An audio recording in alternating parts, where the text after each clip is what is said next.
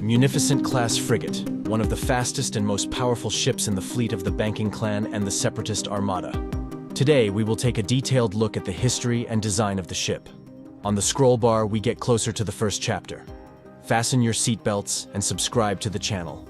Nordy is with you and we are starting. The Intergalactic Banking Clan was the oldest financial guild in the galaxy, uniting hundreds of thousands of banks, exchanges, auctions, and other institutions related to financial activities. At the time of the events of the films, it owned thousands of manufacturing enterprises, mines, factories, and shipyards. The Banking Clan appeared almost simultaneously with the Galactic Republic, having a history lasting 25,000 years. From the first days of its existence, Banking Clan was involved in providing loans to shipping companies, managing banks, and even organizing transportation. In the initial periods of its activity, the Banking Clan was a relatively small guild and did not have intergalactic status. It was named Clan in honor of the powerful ruling families, some of which continued to exist even during the events of the films. However, it was only at the beginning of the 10th millennium before the action of the first episode that the Banking Clan became a real player in galactic politics. It was the Banking Clan, and not the Trade Federation, that became a key element in the Sith's cunning plan to destabilize the Galactic Republic and overthrow the Jedi Order, called the Grand Plan. Behind the Great Plan was Rugus Nome, better known as Darth Tenebros, who, through intrigue, bribery, secret assassinations, and other methods, brought Kar Damask, the leader of the ancient and influential Damask clan, to power in the Banking Clan. Kar became chairman, the highest position in the Banking Clan, and his son Higo Damask II became a Sith, a student of Tenebris, receiving the Sith name Darth Plagueis. Yes, the same famous teacher of Sidious. By the way, Higo's father, Kar, was also a Force user, but he was much more useful in an administrative position than with the dark side of the Force in his head and a lightsaber in his belt. Despite the presence of their agent in the leading position of the organization, the Sith still did not fully control the Banking Clan. It was too complex an organization, and the bankers themselves knew how to intrigue no worse than adherents of the dark side of the Force. Under the rule of Kar Damask, the Banking Clan, already the most powerful financial megacorporation in the galaxy, began to exert even greater influence on the Galactic Republic. In particular, the Banking Clan became the main creditor to the government of the Galactic Republic and the main issuer of its currency. In many matters, the clan occupied a leading position. When creating the Galactic Republic, George Lucas used real-world inspiration, including issues of racism, bureaucracy, and corruption. The Banking Clan is similar to the largest U.S. banks, such as Goldman Sachs, J.P. Morgan Chase, Bank of America, and also served as a kind of Fort Knox, storing the main reserves of gold, and an analog of the Federal Reserve System, FRS, an independent federal agency that performs the functions of central bank in the USA. All these factors made the Banking Clan a key player, exerting enormous influence on the economy and politics of the Galactic Republic. All bankers need stable communications and reliable transportation routes. Therefore, the Banking Clan has always paid special attention to its transport infrastructure, communication stations, and relay ships. Key task of the Munificent class here was the role of a mobile repeater for the secure transmission of encrypted messages. One might wonder why representatives of the Banking Clan did not take advantage of the Holonet network, which has existed for thousands of years, similar to the Internet. The reason lies in its insufficient security, since hyperspatial communication nodes were located both on planets and in outer space. The main nodes, naturally, were located on the planets and were effectively guarded, except in cases where power belonged to criminal structures. Most communications took the form of automated satellites in planetary orbit and uninhabited stations in space, often combined with hyperspace beacons. Typically, these were compact stations up to 10 meters long. Large communication centers could take the form of large space stations, sometimes even inhabited. Pirates and other criminal elements generally avoided their plunders, despite the presence of expensive equipment such as communications and navigation systems. However, such stations were often attacked by hackers who approached them, established a connection to the system, and easily hacked it. Of course, such stations used multi-layered security systems, but experienced hackers could bypass them without much effort. That is why the banking clan, long before the events described in the film, created its own alternative to the holonet.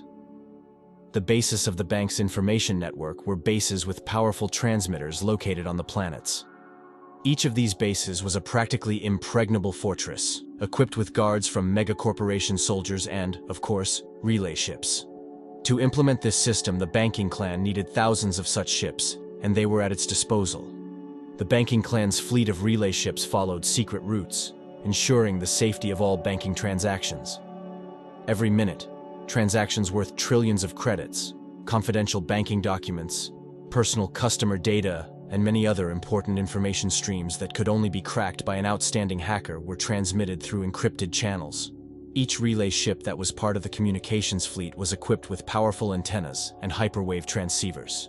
In addition, they had transceivers and active and passive jamming systems. If Munificent-class performed only the functions of communication ships, they would remain in history as flying antennas.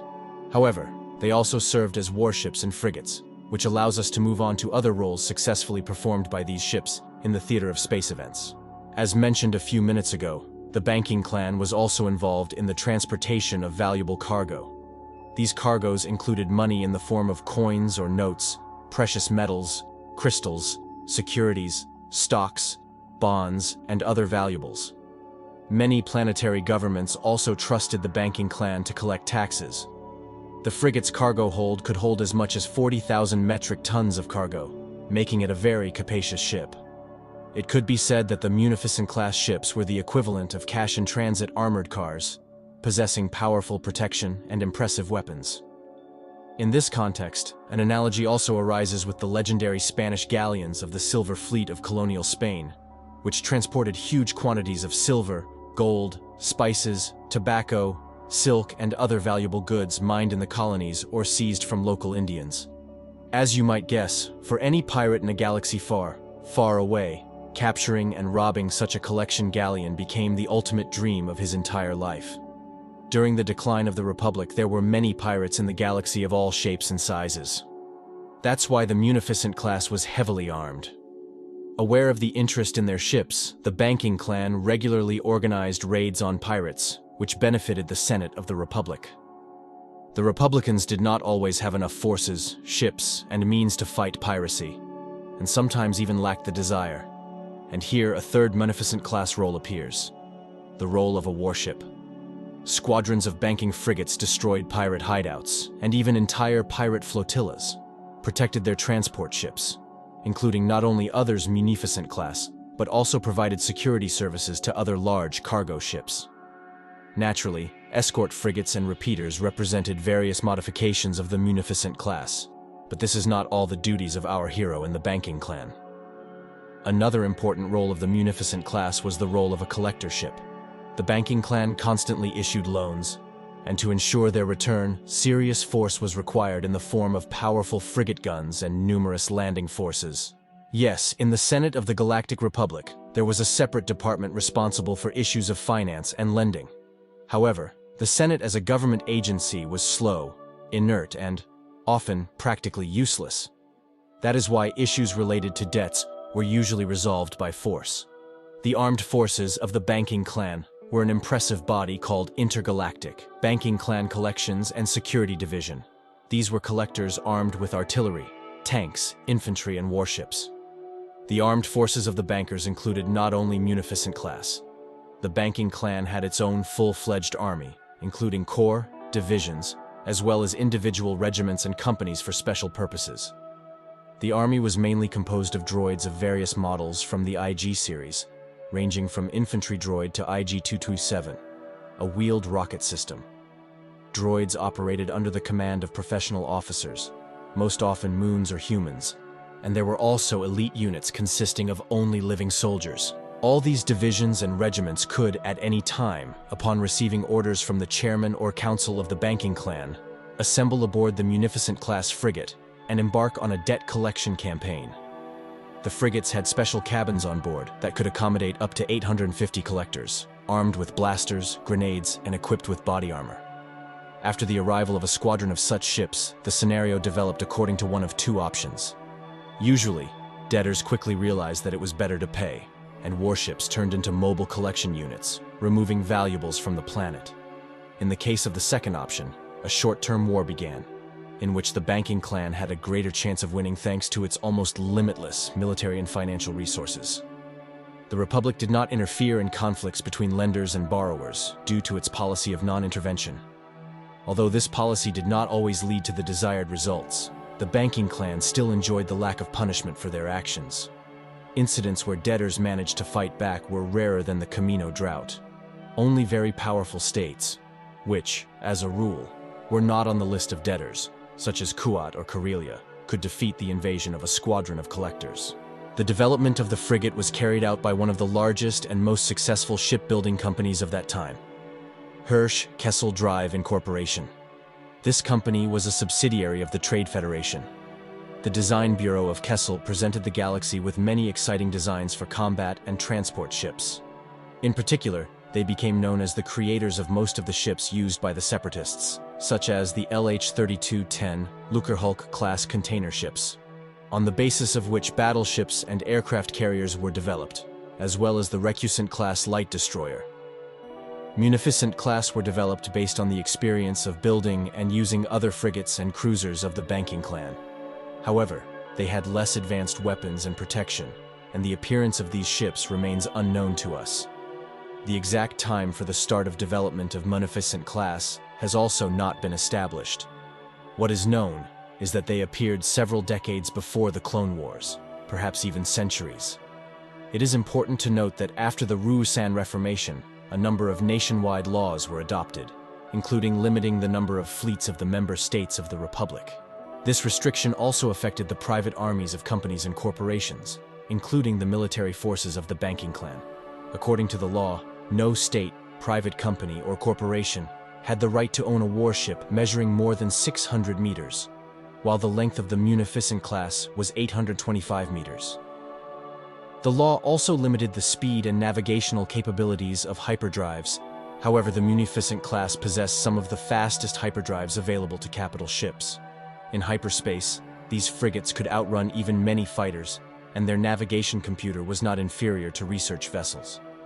It was important for the banking clan to maintain the image of law-abiding citizens, so any accusations of violating galactic law were destroyed by the legal status of the ship. From a legal perspective, Munificents were viewed as modest armed transports that were not subject to many of the restrictions that applied to warships, including size.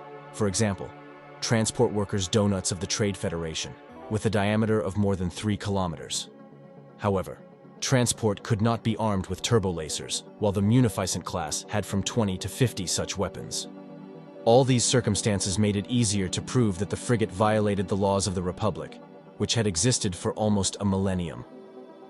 If a meticulous Republican inspector did end up starting an investigation, he could easily be persuaded to keep silent for a modus financier incentive, that is, by offering a bribe. In case of failure to purchase his silence, financial sanctions were applied, such as disconnecting the planet of the meticulous senator from the galaxy-wide payment network.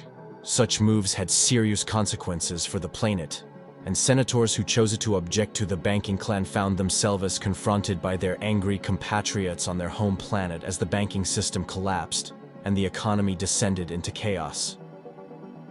In general, at that time, not many could afford to ignore the restrictions on the size of ships established by Republican law.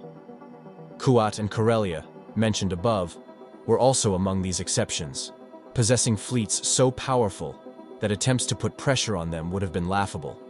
However, the Munificent class continued to be officially referred to as frigates even after the introduction of the Anaxes warship classification by the Galactic Republic, although they could easily have been renamed the heavy cruisers that they de facto were. Munificent class has a modular design of most compartments and gun decks, which made it possible to have ships for different purposes on the basis of one frigate. Only the main frame of the frigate remained unchanged, on which the modules, reactor compartment, engines, etc. are mounted. Because of this, the configuration of weapons and hangars could differ greatly on frigates of different series. The reference Munificent-class frigate has the following dimensions: length 825 meters, height 246 meters, width 426. The price of a standard frigate was 12 million credits. Depending on the modification, the price could increase several times. Today we will look at the design of the most common ship model, which was in service in the last decade before the Clone Wars and during the war. Let's start with weapons. The main weapons of the Munificent class were two heavy turbo-laser cannons mounted at the front of the ship. These were among the most powerful guns mass-produced on ships of the era, surpassing the Venator's main caliber guns, the DBY-827. Thanks to these weapons, a squadron of 5 to 8 Munificent class could arrange an exterminatus on the planet, not inferior in power to Star Destroyers. Such power required appropriate dimensions. The length of the guns was 100 meters, a lot for the Star Wars universe. Due to their large size, the guns could not be placed in a rotating turret, so it was limited to some kind of rotating mechanism. The pointing angles were only 20 degrees vertically, and even less horizontally, which is very strange, since due to the peculiar structure of the ship, the angle of horizontally rotation of the guns could easily be 90 degrees. But alas. As a result, these monstrous weapons could only be effectively used along the ship's heading. The guns were aimed by turning the entire hull of the ship. When fighting on a collision course, this was not a problem due to the high maneuverability of the frigate. But in a linear squadron battle with many enemy pennants, the main caliber guns became almost useless. Next in the frigate's arsenal were two heavy, long-range ion cannons located in the bow of the ship, above the turbolasers. One salvo of these cannons could cut off power to a shieldless frigate or light cruiser. If used correctly, a combination of turbolasers and ion cannons could cause colossal damage to an enemy ship. An experienced crew was capable of firing ion and turbolaser cannons at intervals of a few fractions of a second.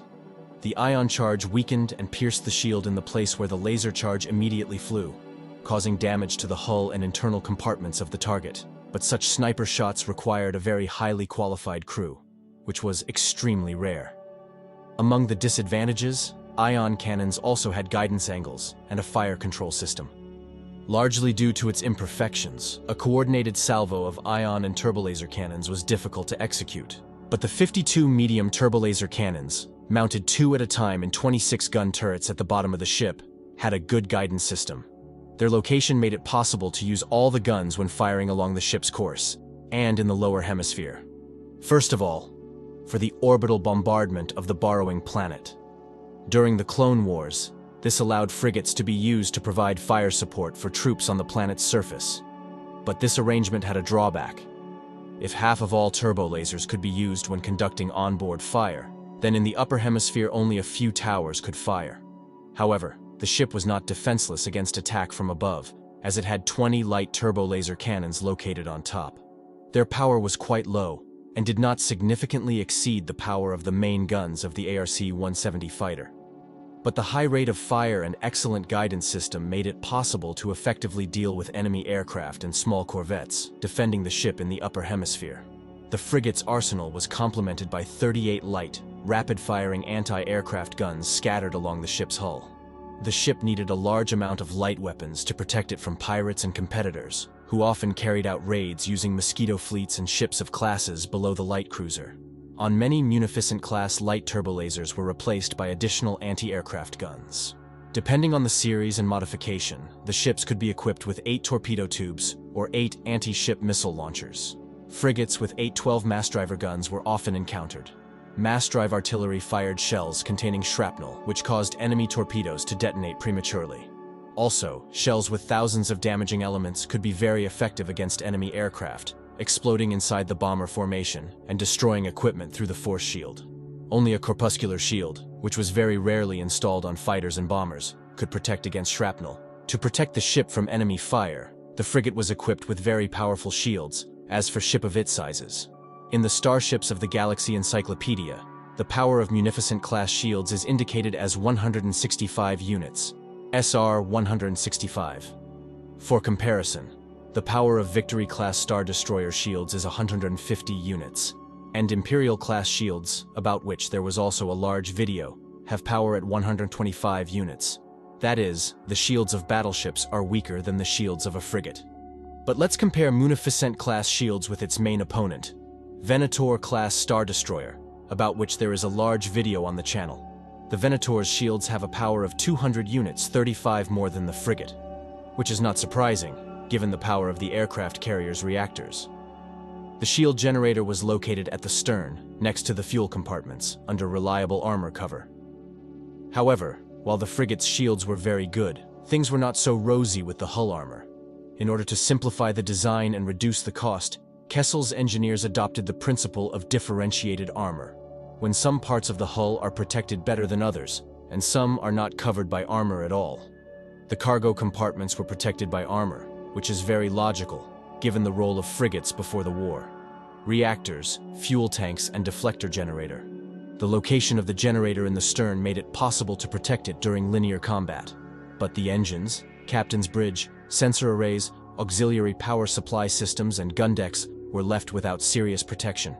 If the deflector shield collapsed, a huge cut in the bow of the ship became very vulnerable. If there was a salvo of heavy enemy turbo lasers or torpedoes from a bomber, the frigate would suffer colossal damage. In addition to the likely failure of the main caliber turbo laser and ion guns, the inertial compensator, gravitational corrector, and tensor field generator, which played a significant role in the structural integrity of the vessel, were affected. The destruction of these systems, at best, greatly reduced the maneuverability of the ship, due to the inability to perform rapid acceleration, braking, and sudden maneuvers, and greatly hampered the actions of the living crew. And in the worst case, it led to the loss of the integrity of the ship, because of which the ship could simply fall apart.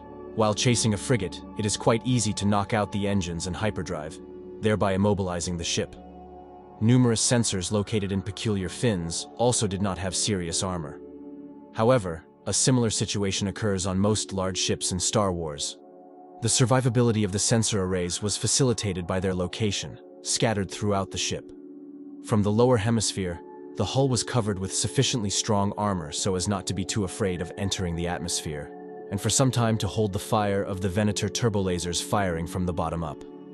But the most vulnerable point of the Munificent class was the captain's bridge.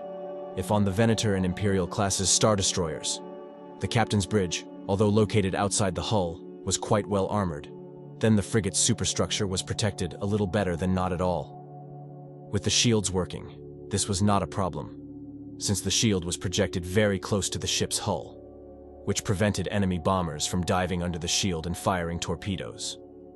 But if the shield was removed, the captain's bridge instantly turned into a branch of hell under the fire of enemy turbolasers.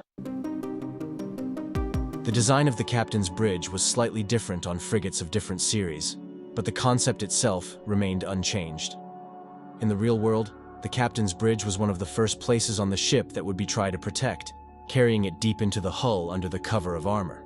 But Horsch Kessel drive engineers relied excessively on the power of their brainchild's shields, and they can be understood, given that the frigate was initially developed precisely as an analog of a cash-in-transit armored car, and not for participation in major wars. There was no reserve bridge on the Munificent class. The captain's bridge of the frigate was very spacious. As a rule, in the center there was a chair for the captain of the ship. Bridge personnel worked behind the instrument panels along the second tier. On the first tier from the bottom there were places for navigators and a helmsman. In general, the design of the bridge resembles the panoramic deck of some airships. The entrance, represented by a sliding door, was located in the rear wall. Behind it were other superstructure infrastructure, including a turbolift, which was used to move between decks. On top of the superstructure and immediately behind it on the hull, there were short-range detection scanners and part of the communication and electronic warfare systems. The remaining blocks of electronic warfare equipment and communication systems were placed outside the dimensions of the hull and were located in a kind of fins.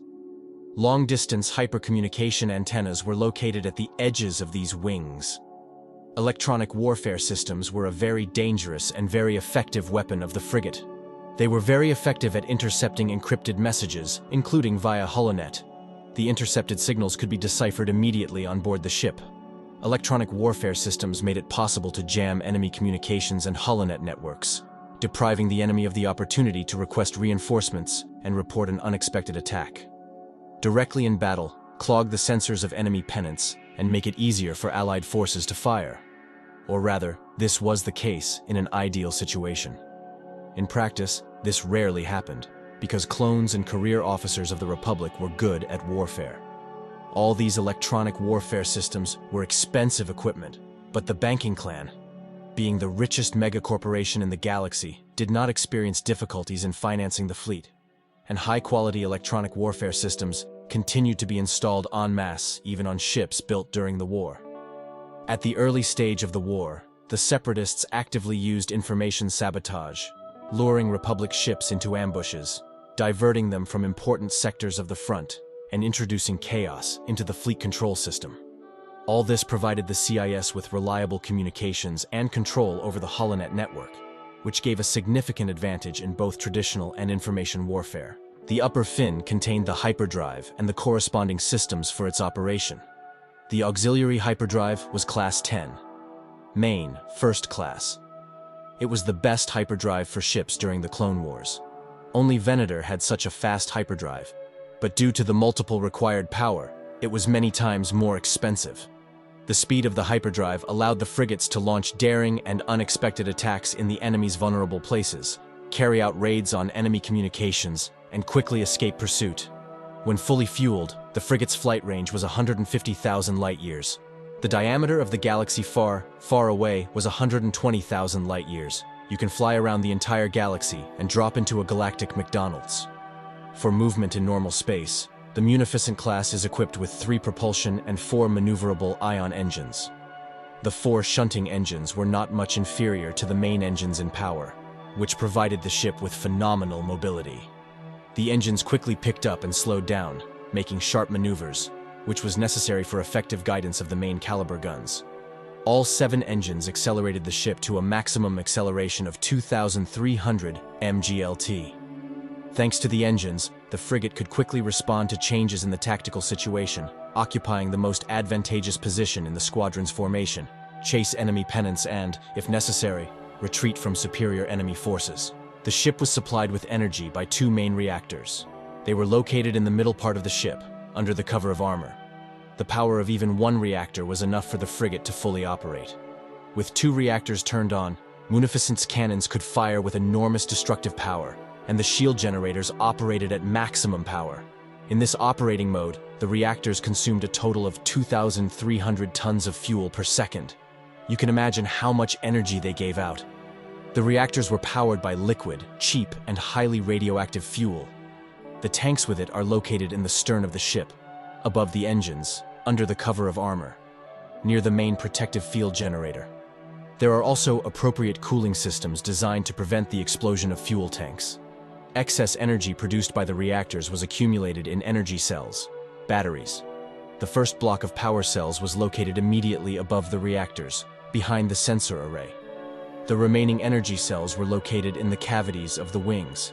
There were also heat dissipation systems to prevent the reactors from overheating. The use of energy cells made it possible to supply the ship with energy for some time when the reactors were turned off, in case of their breakdown or for the sake of camouflage, since even one turned-on reactor generated enough heat to be easily detected by enemy infrared scanners. In turn, the energy cells made it possible to minimize heat emissions and hide the ship in the infrared range. Under the wings there were 10 large docking rings, 5 per side. These nodes allowed the ship to connect with space stations and ships, including for boarding. Through massive docking sleeves, goods, finances, jewelry were loaded or unloaded, and fuel, food, and medicine were replenished from the squadron supply ships. There were no small docking points on the frigate, but small technical hatches were scattered throughout the hull for servicing the ship.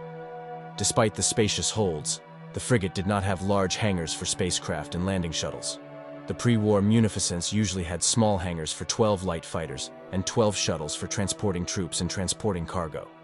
Due to the modularity of the design, during the Clone Wars, many frigates were equipped with various expanded hangars, with a maximum load of up to 50 droid fighters.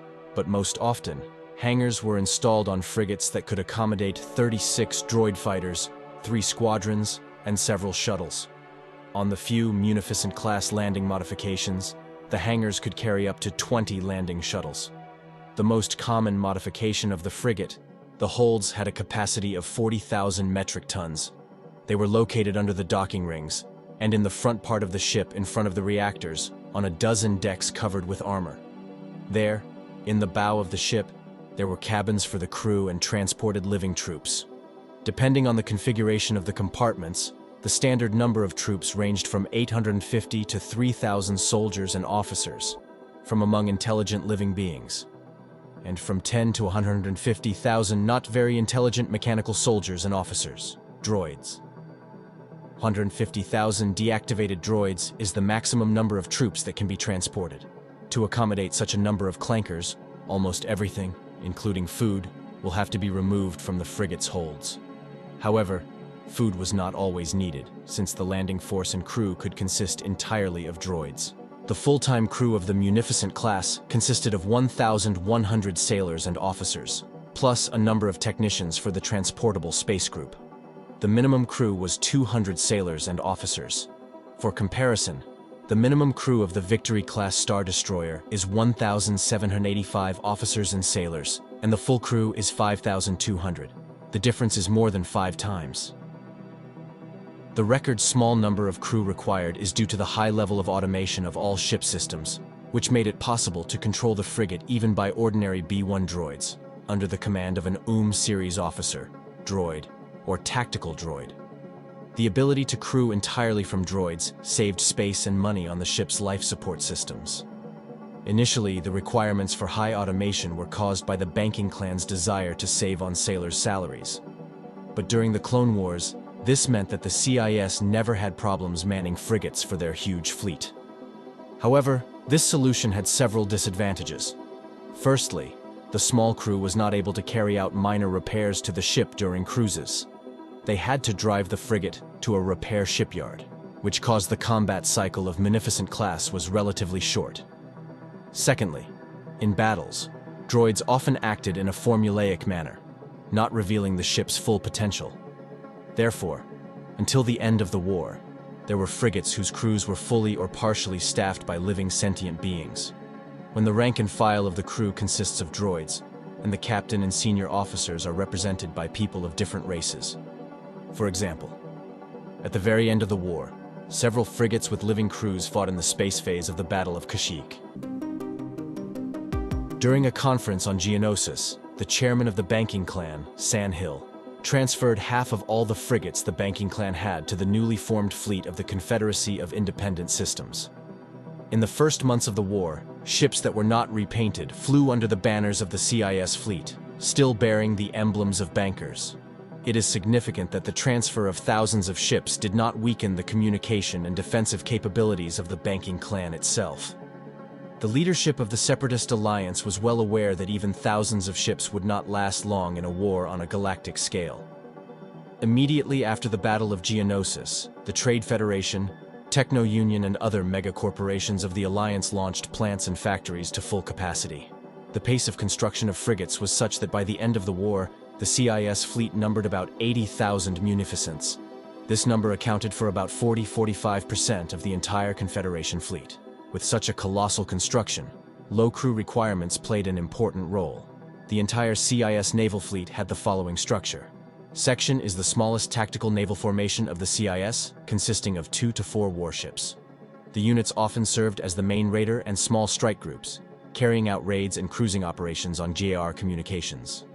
They intercepted transport convoys, conducted reconnaissance, intercepted holonet messages, both through open and encrypted channels, and destroyed small outposts and long-range detection bases. The flight was commanded by a captain or T-series tactical droid. Flight is an operational tactical naval formation consisting of 2 to 4 sections. The flight, depending on the type of ships used and its mission, could consist of 4–16 ships, plus auxiliary vessels. Flight is commanded by an officer with the rank of Commodore or a tactical droid, with the appropriate security clearance and programming.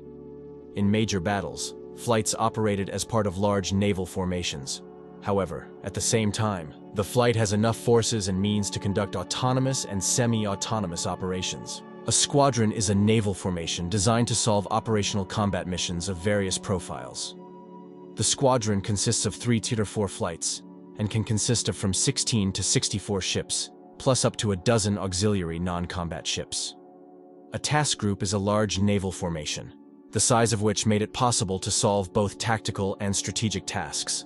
Namely, carry out strategic offensive operations, carry out sieges and blockades of planets, and enter into open confrontation with enemy squadrons. Depending on the task being performed, the size of the task force could vary from 36 to 640 ships, plus auxiliary vessels, from 3 to 10 squadrons. The task force could be either a temporary or permanent naval unit.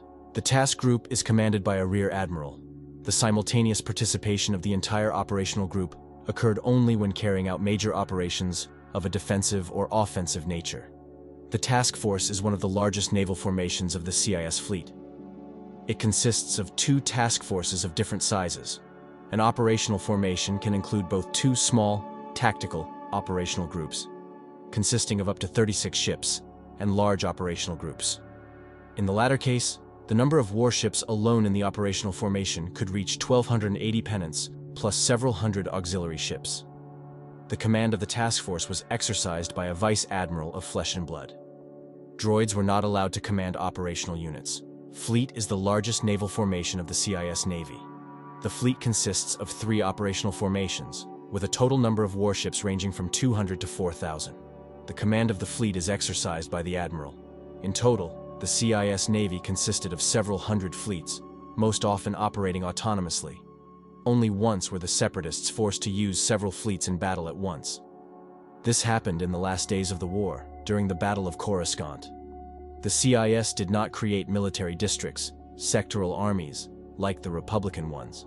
Instead, the Separatists used constantly moving squadrons of various sizes, which made it possible to quickly respond to an emerging threat, quickly concentrating a large number of ships to repel it. Initially, it was intended to use the Munificent-class in conjunction with larger ships as auxiliary units, acting as a support ship, providing flank cover for the ships of the Fleet Corps, protecting them from enemy bombers, while simultaneously disrupting the enemy's communication and guidance systems, and in peacetime use, frigates as propaganda mouthpieces, and intercept Republican communications.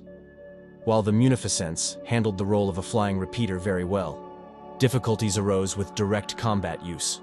During the war, frigates often had to operate as part of small squadrons and participate in linear combat with Republic ships superior in firepower. To compete on equal terms with one Venator-class Star Destroyer, a minimum of 3 to 4 frigates was required. If a small Munificent squadron encountered a Republic fleet task group of at least 2 Venators, the CIS ships often suffered unjustified losses. However, the tactics of the Wolfpacks bore fruit. Raid squadrons of frigates appeared in the most unexpected places on Republic communications, quickly attacked, depriving the enemy of reinforcements with the help of electronic warfare, and also quickly went into hyperspace in case of failure. In large battles involving many different ships, frigates performed well, providing fire support for the larger pennants of the fleet, such as the Providence-class Dreadnought and others. The small number of frigates' fighters was compensated by the huge hangars of the Lucre Hulk-class battleship, making the fleet balanced. After the famous events on Mustafar and the end of the Clone Wars, the droid army was almost completely deactivated. As a result, the majority of the Munificents were left to drift in space, which the now Imperial military leaders actively took advantage of, enthusiastically destroying their hated enemies. However, the fate of ships whose crews consisted of intelligent beings of different races was much more interesting. Part of the remaining Separatist fleet, becoming fragments of the Confederation, continued to stubbornly fight the newly formed Empire for 2 years after the war, from the 19th to the 17th year, before the Battle of Yavin, ending in the victory of the Empire. These events went down in the history of the galaxy as a reconquest of the Rim, and were a kind of continuation of the Clone Wars, also known as the Second Clone War. During this conflict, the fleet of Separatist fragments faced not only an old enemy in the form of the ships of the once Republican Navy, but also the threat of the Empire, the Imperial-class Star Destroyer. To destroy one Imperial of the early modification, 4 to 5 frigates were required. And given the significantly weakened infrastructure of the fragments, and the difficulty of repairing old ships and building new ones, the agony of the Separatist alliance did not last long, but it was replaced by a rebel alliance. And although the alliance was formally created in the second year before the Battle of Yavin, numerous disparate rebel organizations were already active several years after the war. Their ranks included many Munificent class with their crews, that survived the reconquest of the Rim. It is ironic that those who previously fought against the Republic joined the ranks of the Alliance to restore the Republic. In the Rebels' navy, the former Separatists received a reliable base, help in case of trouble, and acceptable living conditions. In return, they provided the Rebels with the power of their ships. Electronic warfare system assets played an invaluable role in promoting the Alliance, campaigning against the tyranny of the Imperial regime. This did not please the Imperial authorities, which destroyed such ships with particular zeal, but only if they found them and managed to engage them in battle. Because thanks to energy cells, Rebel frigates could easily hide in some asteroid fields and broadcast ideas of freedom and democracy to Imperial worlds, and fast engines made it possible to escape from the emerging threat in the form of guardians of Imperial peace and order. At the same time, the Munificent-class intercepted important information from the Imperials, and carried out daring raids on Imperial communications, carrying out sabotage, robberies, terrorist operations, etc., which undermined the stability of the Imperial state. Often the rebels modernized the resulting ships, greatly changing their original appearance. The automation system greatly helped rebels, who had constant problems with manning equipment crews. Unfortunately for the rebels and fortunately for the Imperials, before the Battle of Endor and the subsequent formation of the new Republic, almost all Munificent-class frigates were lost in battle. As being one of the first ships of the rebels, they took an active part in major battles at the beginning of the Galactic Civil War. Then the inexperienced leadership of the Alliance tried to resist the Empire in open battles using heavy ships, but the rebels quickly realized the futility of this method of warfare and began to act in the shadows, organizing sabotage, terrorist attacks, and raids on Imperial supply lines. In addition to joining one of the factions, there were other paths that the former Separatists took with their ships. One of them was piracy. Pirates on a de facto heavy cruiser posed a huge danger to law-abiding citizens, merchants, and distant outer rim worlds that did not have a strong covering squadron. In the first decade of its existence, the Empire launched an entire war against pirates and other organized crime. As a result, the number of criminals in the inner and middle rims decreased sharply, but the Imperial hand of justice could not always reach the worlds of the outer rim, so pirates with an IQ higher than that of the Gamorreans tried to hunt in the outskirts. Many ex-separatists became cappers of the Rebel Alliance. For a small fee of 10–20% of the loot, the ship's crews received shelter, repair shops, and most importantly, information from Rebel agents about profitable Imperial goals. The Alliance benefited from cooperation with privateers and pirates, since their actions, albeit slightly, weakened the Empire. In addition to the above, many ex-members of the CIS fleet became mercenaries. With the firepower of the Munificent class at their disposal, they were highly valuable performers. There was also the option of joining the local self-defense forces of distant planets, loyal to the Empire. The crew receives decent living conditions, and the planet's government receives a powerful warship. There were also cases when frigates were used as cargo ships, which was facilitated by their space-use holds. Despite the completely legal activities of many ships and their crews, the memories of the past war were fresh in the minds of the Imperial naval commanders, and many ships in service with the CIS were immediately destroyed if identification codes were not provided in a timely manner. In conclusion, it is worth saying that despite the presence of weaknesses, the Munificent-class frigate was an excellent ship of its time. When used correctly, it poses a serious threat even to superior opponents, and it is one of the main symbols of the fleet of the Confederacy of Independent Systems.